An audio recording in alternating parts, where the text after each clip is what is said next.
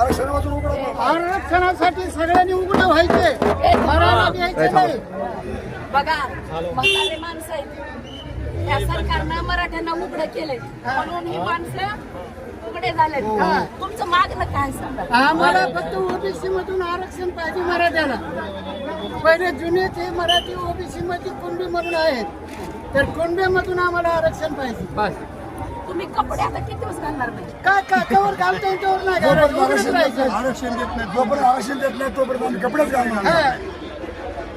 म्हातारे म्हातारे असलं तरी पाठीमागची पिढी तरी चांगली जगन ना.